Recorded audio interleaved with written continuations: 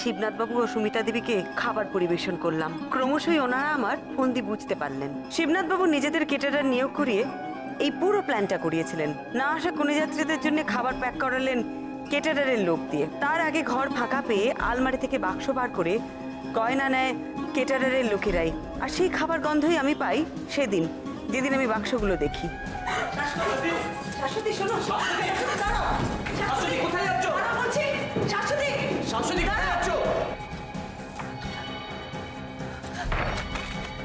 শাশ্বতী, দরজা খোলো। শাশ্বতী, এসব কি হচ্ছে? দরজা বন্ধ করে কি করতে চাইছে? অনুরোধ, শাশ্বতীর বাইরে আসা খুব দরকার। যে করে ওকে বাইরে আসতে বলুন প্লিজ। শাশ্বতী, শাশ্বতী, ছেলে মানুষই করো না। শাশ্বতী, শাশ্বতী, দরজা খোলো। শাশ্বতী, শাশ্বতী, দরজা খোলো।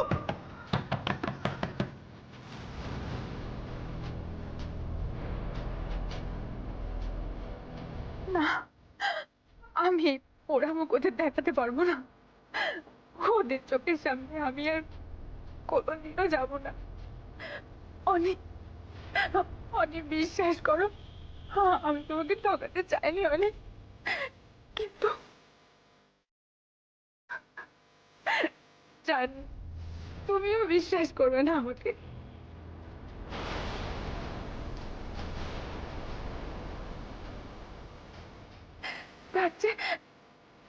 তার চেয়ে আমি বরং মরে যাওয়াই আমার ভালো।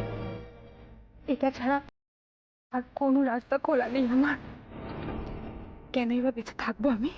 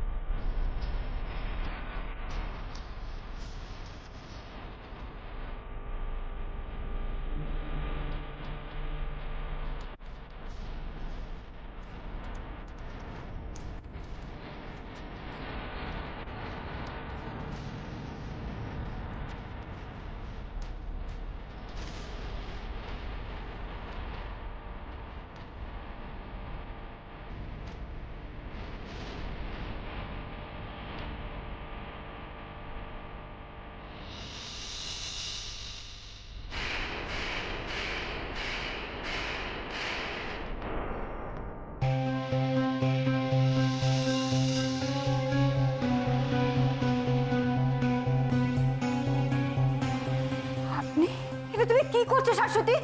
নামো, নামো বলছি। এত বোকা তুমি? এরকম ছেলে মানুষও কেউ করে শাশ্বতী? আপনি আপনি এখানে কেন এসেছেন? আমি আপনার কাছে হাত জোর করছি, আমাকে হাত করবেন না। আমি কি দরজা ভাঙার ব্যবস্থা করবো? ভেতরে ঠিক আছে তো? শাশ্বতী ভেতরে কারোর সাথে কথা বলছে। কার সাথে?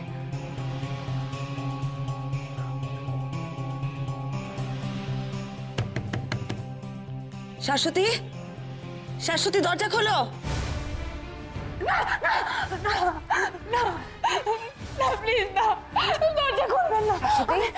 আমি কাউকে খুব দেখাতে চাই না। শাশ্বতী একটু শান্ত হও। কাউকে খুব দেখাতে চাই না প্লিজ। আপনি এখানে কেন এসেছেন? আমার মনে হয়েছিল তুমি এরকম কিছু একটা করতে পারো, তাই আমি আগে এসে গেছিলাম। দিদি ভাই, আমি ভেতরে আছি শাশ্বতীর কাছে, আমি নিয়ে আসছি ওকে এক্ষুনি, তুমি দাঁড়াও। শাবাশ নন্দা, দারুণ উপস্থিত বুদ্ধির পরিচয় দিয়েছিস তুই।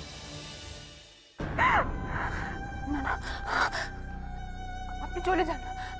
আপনি কেন এসেছেন? আমি বাঁচতে চাই না। বাড়ির কোনোদিনও কেউ আমাকে বিশ্বাস করবে না, কোনোদিনও করবে না।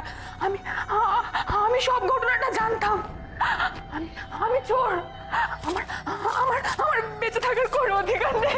শাশ্বতী শোনো, শোনো, এরকম পাগলামো করো না শাশ্বতী। আপনি চলে যান শাশ্বতী প্লিজ, এটা ছাড়া আমার কাছে আর কোনো রাস্তা করো না শাশ্বতী প্লিজ, পাগলামো করো না, শান্ত হও, নিজেকে কন্ট্রোল করো শাশ্বতী প্লিজ। আমাকে কেউ বিশ্বাস করবে না, কেউ মানতে চাইবে না আমি এবারে কারণ। কেন এভাবে ভাবছো তুমি? কেন ভাবছো এরকম? কেন কেন বাঁচাতে চাইছেন আমাকে? আপনি কেন বুঝতে পারছেন না? মৃত্যু ছাড়া আমার কাছে কোনো রাস্তা নেই। এবারে কেউ বুঝবে না। আমি আমি এবারে কারোর ক্ষতি চাই না, কারোর ক্ষতি চাই না। আমি যা করেছি সব আমার মামার চাপে বাধ্য হয়ে করেছি। এছাড়া আমার কাছে অন্য কোনো উপায় ছিল না। যান, আপনি চলে যান, আপনি চলে যান। আমি বলবো আমি কাউকে বলতে শাশ্বতী, আমার কথা শুনে এরকম পাগলের মতো করো না শাশ্বতী।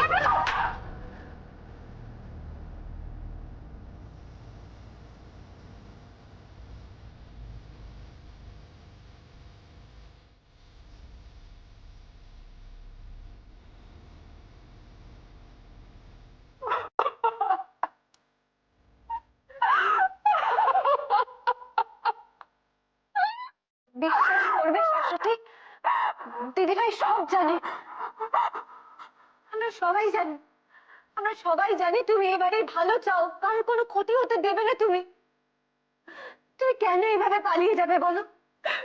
তোমার আদর এ বাড়িতে এতটুকুও কমবে না শাশ্বতী। তুমি এসো, এসো আমার সাথে, এসো এসো এসো।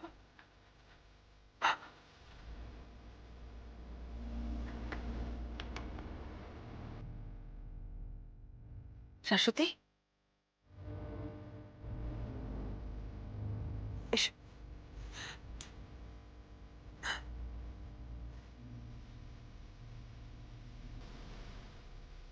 আমি জানি আপনারা সবাই শাশ্বতীকে খারাপ ভাবছেন, কিন্তু ওকে এতটা অবিশ্বাস করার কোনো কারণ নেই। কিন্তু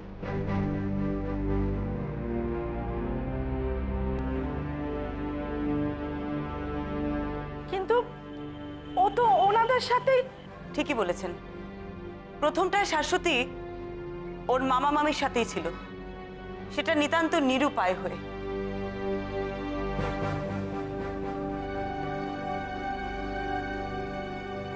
একা মেয়ে, বাবা মা নেই, মামার কথা শোনা ছাড়া ওর তো আর কোনো উপায় ছিল না। শাশ্বতীর মামাই যে গয়নাগুলো চুরি করিয়েছেন সেটা কিন্তু আমি ধরতে পারি শাশ্বতীর জন্যেই। এ বাড়িতে প্রথম তদন্ত করতে এসে আমার সন্দেহ শাশ্বতীকেই হয়েছিল মাসিমা। একদিন বন্ধ ঘরে আমি ওর হাসির আওয়াজ পাই। তুমি বলো তো? না না,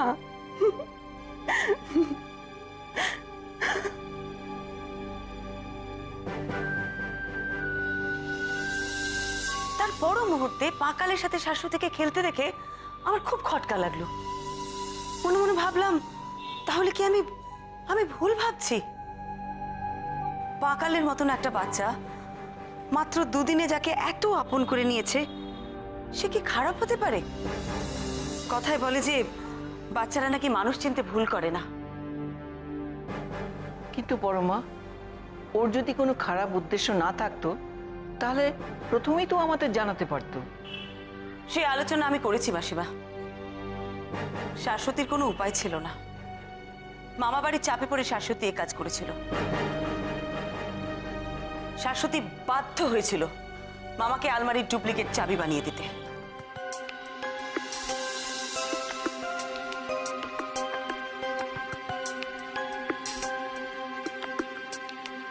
শাশ্বতী, আমি যদি কোনো ভুল বলি তুমি কিন্তু আমাকে শুধরে দিও। সেদিন মানে কাল রাত্রির দিন তোমার গয়নাগুলো খোলা হলো, সেগুলো রাখা হলো আলমারিতে, আর আলমারির চাবিটা। বাবা, এত গয়নাগাটি গোছাতে গোছাতে না আমার একবারে হাত ব্যথা হয়ে গেল। আচ্ছা ছোট, এত ভারী ভারী গয়না পরেছিলে, তোমার কষ্ট হচ্ছিল না? না সেরকম না। যাই বল না কেন, এত গয়নাগাটি পরে কিন্তু বিয়ে করাটা, তারপর আবার অত গয়নাগাটি পরে যজ্ঞে বসা। যাই বল, ছোট বৌদিকে কি দারুণ গর্জিয়াস লাগছিল সেটা বল। সে আর বলতে, ছোটকে এত সুন্দর লাগছিল যে চোখই ফেরানো যাচ্ছিল না। আচ্ছা রাখা, ফটোগ্রাফার কবে ছবিগুলো দেবে কিছু জানিস? শোন না, একটা কাজ করতে হবে, ফটোগ্রাফারকে যত তাড়াতাড়ি সম্ভব তাড়া দিয়ে ছবিগুলো আনানোর ব্যবস্থা করতে হবে কিন্তু, কেমন? ওরাও নিশ্চয়ই বলা বলি করছিল, এত গয়না ওরাও কোনো বিয়ে বাড়িতে দেখেনি।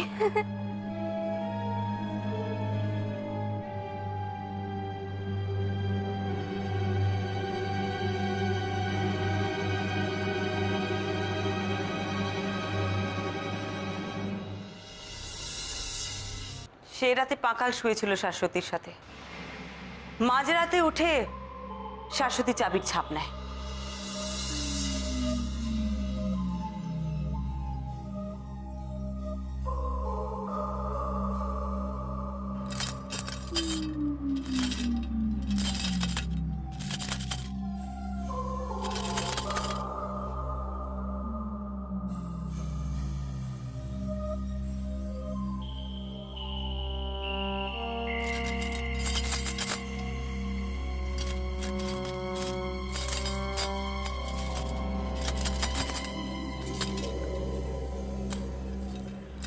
সাবানের উপর চাবির ছাপ নেবার সময় চুরির আওয়াজে পাকালের ঘুম ভেঙে যায়।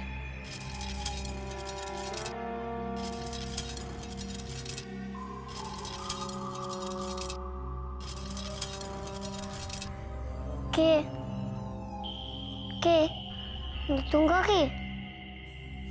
কে আওয়াজ করলো? নতুন কাকি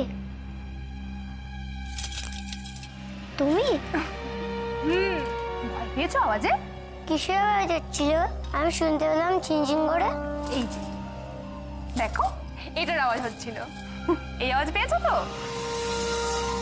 চুরির আওয়াজে তোমার ঘুম ভেঙে যায়, তাই না পাকাল বাবু? আর তারপর তোমার নতুন কাকি তোমাকে একটা খেলা শেখায়, শব্দ চেনার খেলা।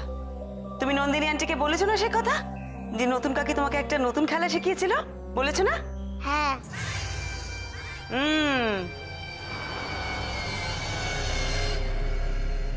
পাকালের এই কথাটা জানার পর আমি বুঝতে পারি চাবির ছাপ খেয়ে নিয়েছিল।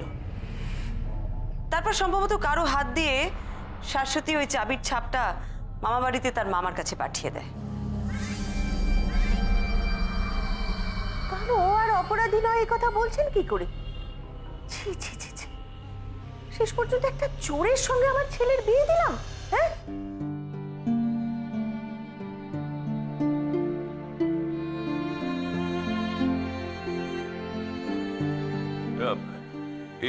আমারই ভুল, ভালো করে খোঁজ নিয়ে দেখা উচিত ছিল আমার, এখন মনে হচ্ছে সেটা জীবনটাই নষ্ট করে দিলাম। তুমি সব সব জানতে, আমাকে বলার প্রয়োজন মনে করলে না? ছি ছি মিসেস মিত্র, মানে এত বড় সত্যটা যে আমাদের পরিবারের মধ্যে বেরিয়ে আসবে এ কোনোদিন আমি ভাবতেও পারিনি।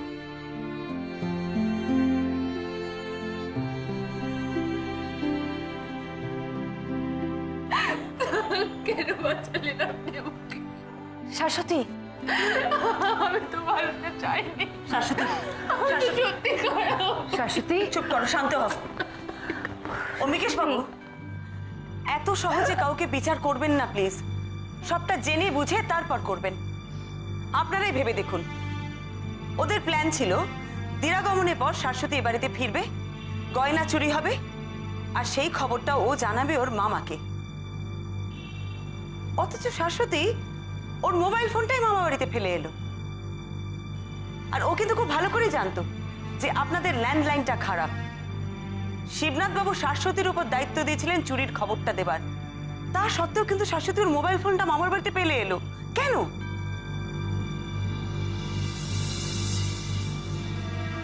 ফোনটা তুমি ইচ্ছে করে মামা বাড়িতে ফেলে এসেছিলে, তাই না শাশ্বতী? আসলে কি জানেন তো, মাত্র দুদিনে শাশ্বতী আপনাদের সকলকে ভীষণ ভালোবেসে ফেলেছিল। আপনাদের সকলের ভালোবাসার মায়ার জালে নিজেকে জড়িয়ে ফেলেছিল। তাতে অবশ্য আপনাদের ক্রেডিটও কিছু কম নয়। আপনারা ওকে যথেষ্ট ভালোবাসা দিয়েছেন, মান সম্মান দিয়েছেন। ওর কথাটা একবার ভেবে দেখুন, ও তো ছোটবেলা থেকে সব পায়নি। বাবা মা নেই, মামা বাড়িতে মানুষ, তাই আপনাদের সকলের থেকে এত ভালোবাসা পেয়ে ও সবাইকে আঁকড়ে ধরার চেষ্টা করেছে।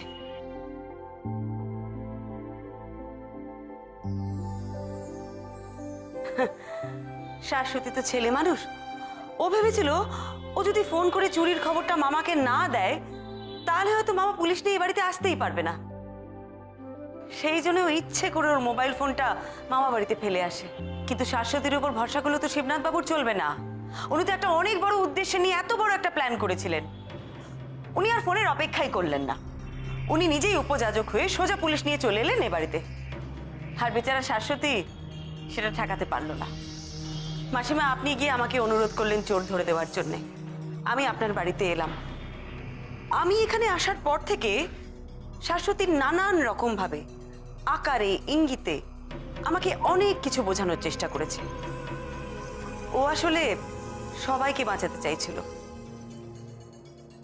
আপনাদেরও, ওর মামা মামিকেও। সেই জন্য ও বারবার বলছিল গয়না গড়াতে হবে না, হবে না, হবে না। একবারও মুখ ফুটে সে কথা বললো না?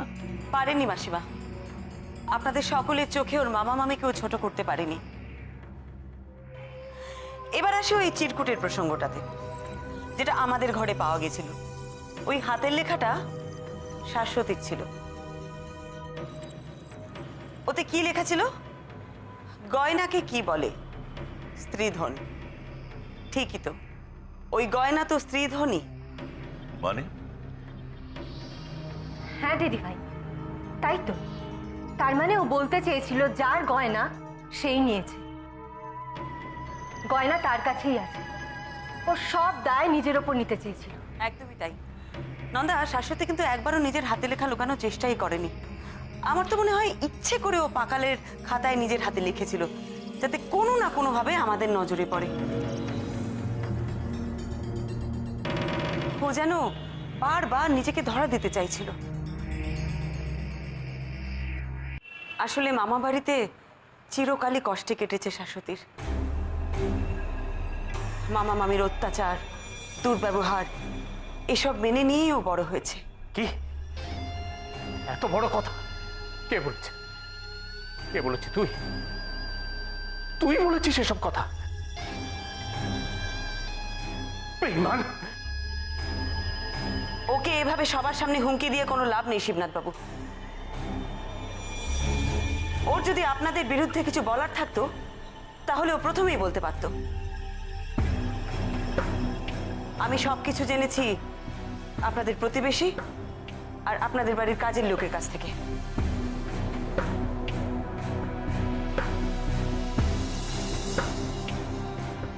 যবে থেকে ও আর ওর মা মামার আশ্রয়ে আছে তবে থেকে শুরু হয় অত্যাচার। মা মারা যাবার পর মেয়েটার ওপর অত্যাচার আরো মাত্রা ছাড়া হয়। আপনি আমাদের বাড়িতে গিয়েছিলেন? না গেলে আর গয়নাগুলো আপনাদের ফেরত দিলাম কি করে বলুন শিবনাথ বাবু? অবশ্য একা যায়নি, পুলিশ নিয়ে গেছিলাম। আর সেই জন্যই তো আপনাদের সন্ধে সন্ধে এখানে ডাকা, যাতে এই গয়নাগুলো ওই ডিনারে ঠিক যেভাবে গেছিল সেই একই রকম ভাবে আপনাদের ফেরত দিতে পারি। আপনি বাড়ি থেকে বেরিয়ে আসার পরই আমরা আপনার বাড়িতে যাই। আসলে আপনি বাড়িতে থাকলে তো আমাদের কাজ করতে অসুবিধে হতো, তাই আপনি বেরিয়ে যাওয়ার পরেই আমরা যাই।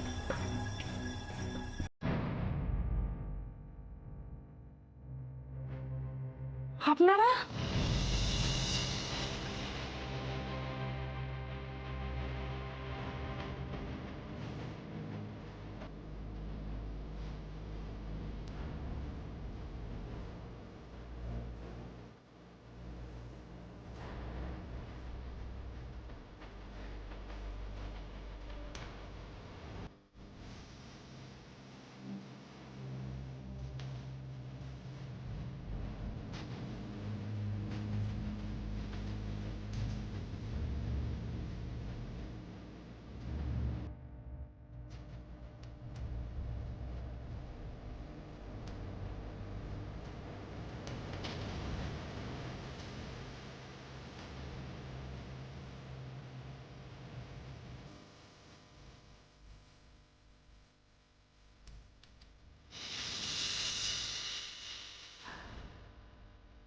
মাসিমা, আপনি আমাদের সকলের থেকে বয়সে অনেক বড়, আমাদের সবার থেকে জীবন আপনি অনেক বেশি দেখেছেন, আপনি অনেক ভালো লোক ছিলেন। আপনাকে আমি বোঝানোর চেষ্টা করব না, শুধু একটা অনুরোধ করব মাসিমা, ওর ভুলটুকুকে ক্ষমা করে দিয়ে ওকে যদি আপনারা গ্রহণ করে নেন, তাহলে এই পরিবার এমন একটা বউ পাবে যে এই সংসারের জন্য নিজেকে উজাড় করে দিতে পারে।